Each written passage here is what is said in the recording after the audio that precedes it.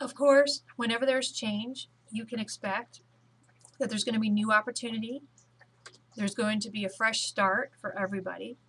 There's going to be the ability to adapt and change quickly for survival in the event that anything else of a calamity occurs in the future. It allows you to choose between whether to merely survive or to thrive.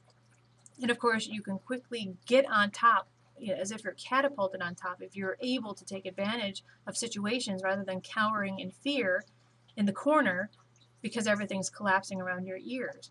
So if you're able to have the reflexes of a cat and you're able to take advantage of opportunity and basically block out all the negativity, especially the negativity through the media, then you're going to be able to monopolize on the opportunities that are in front of you rather than basically succumbing to the fear and then ending up not even being able to survive. So it allows you to be able to quickly change in any kind of environment. Those that have gotten the wealthiest during the last depression or the Great Depression of the 30s were that they were already investors and entrepreneurs, and they had cash to monopolize on cheap investments and, of course, in real estate. So basically, what they did was they swooped in on the opportunities while other people were losing. Other people were losing their ass on different opportunities or investments. And of course, they cashed in big by buying at the bottom of the market, then holding their investments long term. In fact, the really smart ones have passed down those investments to their heirs, and of course, some of them are long gone, but they had long-term visions on how they wanted their financial freedom to go. So, it doesn't matter what's going on in the economy right now. One of the things that you should concentrate on doing is focusing in on your long-term investment goals rather than short-sighted, how do I pay my rent, next month, and become an investor, become an entrepreneur, have several different things going on, have a business, invest in real estate, do several different things so you have different legs of your entrepreneurialism. And then that way, if there's any specific leg that falls apart, you still have income coming in. But also, other legs of your entrepreneurialism can help support new legs, such as real estate investing or other different types of investing, including stock investments and so forth.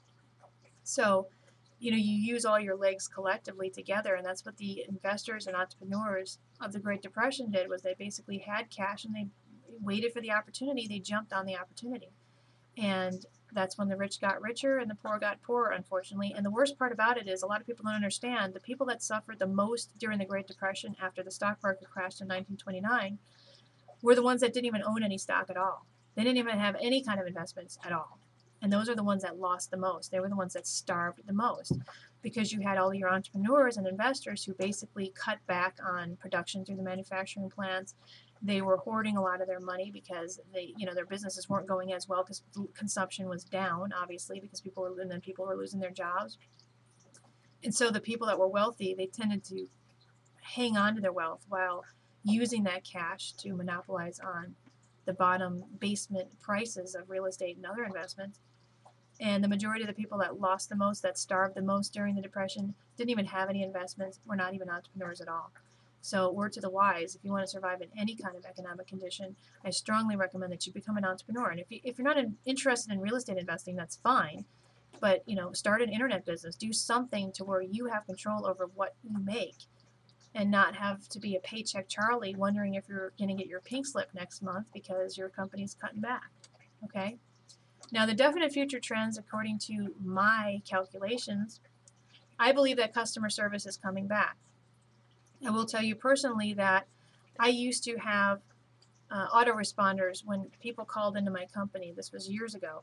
And in 2007, I took all of the autoresponders. Those are basically the robots that answer the phone for you. And basically it says, thank you for calling, XYZ company. For sales, press 1. For customer service, press 2. For this, press 3. Well, all the companies out there are doing that. And in 2007, I took my entire company system off that system. And basically now I have live people answering the phone all the time. Because I believe in customer service. Most of my customers are shocked that we actually do answer our phones live while we're here. And when we're out of the office, it goes to a service and they answer live as well. I don't believe in doing things the cookie cutter way anymore. Other companies that are thriving, like if you know anything about some of the multi-billion-dollar companies out there, including one, notably Zappos.com, they initially started selling shoes online, and now they sell all kinds of clothing and other accessories. but they're geared toward customer service. One of the things I like about Zappos is that when I order something from them, I literally get it the next day. And I'm not talking about ordering it by way of overnight. It's actually normal, regular ground shipping. Now, I have a feeling that they have a distribution house somewhere in Los Angeles, which is why I do get it overnight. But it's their customer service that's, basically allowing me to continue purchasing from them. I want to continue purchasing from them. A big company that I purchase from all the time too is Amazon.com. Again, I have the Prime shipping, where basically I get 2 days. Everything that I get in 2 days, pretty much, and I don't pay for shipping at all. And the customer service is very good. Whenever I've ever dealt with Amazon.com customer service, it's stellar customer service. Customer service is coming back. So therefore, all of these overseas call centers where you're calling India and you have no idea what the guy on the other end of the phone is talking about, he doesn't know anything about American customs or culture, and it's a very frustrating endeavor when you're trying to talk to someone from your credit card company or some company, and you're dealing with someone in India who doesn't understand what you're talking about, and vice versa. I believe in order for a lot of companies to dominate the market in the future and to be outstanding, considering the fact that a lot of companies sell the same stuff and market the same stuff, in order for companies to actually get on top, they're going to have to create an environment for absolute stellar customer service. And part of that will bring a lot of the overseas call centers back here in the United States, or even up to Canada. So, people want to talk to somebody that speaks English well and that they can understand and that they can relate to. And it's not just about the English barrier problem, it's also about other problems too, mostly cultural barriers as well. So I believe customer service will start coming back here in the United States. In fact, it's going to be one of our marketing or product benefits, since we're not able to make anything here cheaply from a manufacturing standpoint, a physical product.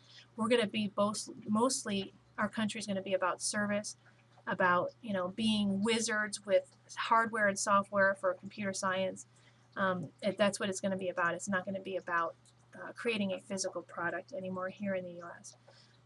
College education, the importance will be minimized. In fact, I can almost see maybe in 50 years from now, the college degree will either be there's a complete overhaul that's going to take place, and they're going to become more like trade schools, or they're just not going to exist anymore. People are not finding a benefit in sitting in class for 4 years and having a student loan bill of over $100,000 with a worthless degree on Shakespearean literature, and they can't even get a $12 an hour job when they're done with school. And so that trend is rapidly diminishing. Trade schools are better because you go, 18 months to 2 years. You're in a very specialized educational field, whether it's, being a nursing assistant or even a bartender, and you can actually get a job rather quickly for a lot more money than you would with your worthless college education or your college degree. So I believe that college education will be minimized, and if they don't do a major overhaul and become more like trade schools, where they offer a useful, hands-on, very direct, very specialized education, they're going to not exist anymore in the future. Okay? There's going to be a lot more incentives for businesses, including major tax write-offs for companies to come back to the United States. They're currently in the process of restructuring means of being able to get businesses to do business here in the U.S. And so there's going to be a lot of major changes to make the United States a more user-friendly place for business owners to operate a business here.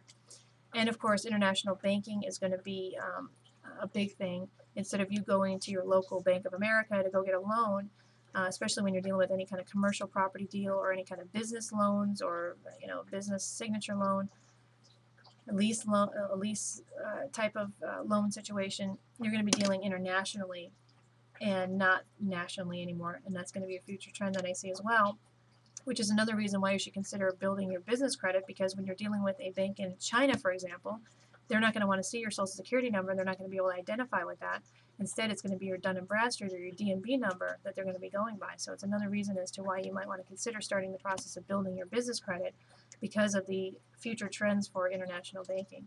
And of course, technology will start meeting biology. Computers will become more scientific in nature rather than being just a cold, hard machine. They were talking about doing different biological things, mixing different chemicals together to be able to make computers work more efficiently, and that's basically biological. It's not even computer science anymore. So computer science is going to change quite a bit as science and computer technology actually start to blend. So you're going to have a lot of bionic type of machinery occurring in the near future. And also, China has basically now dominated the marketplace with creating robots to be able to do minimal types of jobs. And these robots will be able to eliminate a lot of the worker problems that you have in the lower end minimum wage type of job. You own a McDonald's, and you're always going to have problems, no matter what kind of company you own, you're always going to have problems with employees either not showing up on shift, filing a sexual harassment lawsuit, slipping and falling, and now there's a workers' comp claim against you, stealing from you, you having to pay sick pay, health care, and of course the hourly wage. And when you have a robot there, you could be pretty much guaranteed that the robot will be at work every day. There are no workers' comp claims, there's no sexual harassment claims, there's no health insurance, there's no hourly wage. Now, obviously, the robots are probably going to cost, several $100,000 each in the beginning, especially. But overall, it will be a very good investment for a lot of entrepreneurs because they will not have to deal with the average problem that they have to deal with when they have an employee, especially a lower end employee that's not even skilled at all on anything. The only people that will have high paying jobs are going to be those that service the robots and other highly technical fields like that, and that will dominate the job market. So that's again requiring extensive, very technological experience and schooling, which again is where the trade schools come back in, that college is not going to be able to offer. And then anybody that's uneducated, those lower paying minimum wage McDonald's jobs just won't exist anymore. And they're literally going to be low class and probably on government assistance.